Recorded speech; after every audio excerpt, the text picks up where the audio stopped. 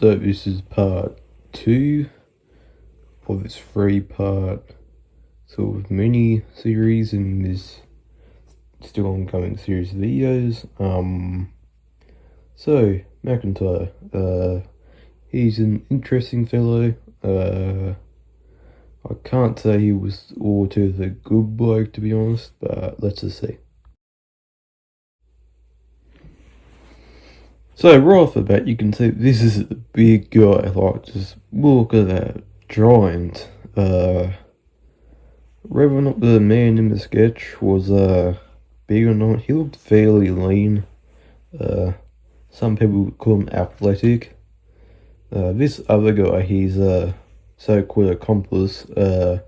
He was a bit skinny, a bit wiry. Yeah, again, he did match the descriptions, like, partially. So does McIntyre. But you will see that this man is clearly not blonde. He has black, brownish hair.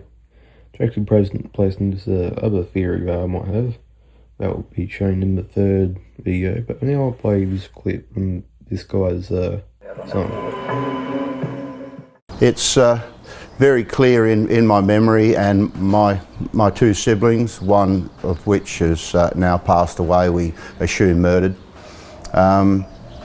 It was a really hot day.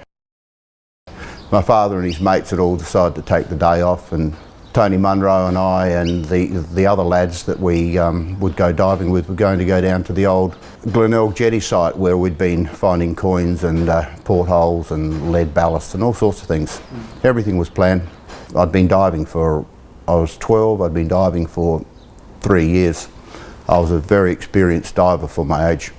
And they're all going to go off, but I was told that I had to stay home, I couldn't come. So I burst into tears, you know, I was pretty upset.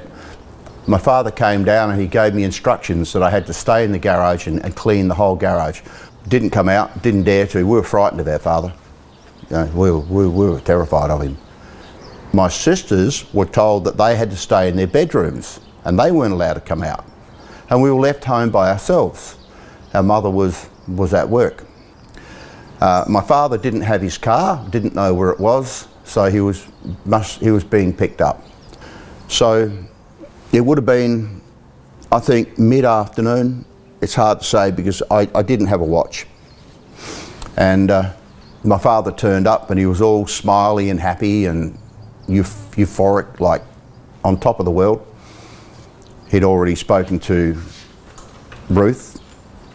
He'd already explained to her what a great job he'd done helping these kids out and giving them a £1 note and taking them to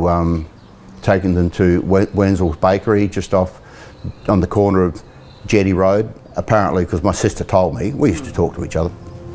I walked in from the back door, cut straight through to the front door, and Tony Munro's there bawling his eyes out.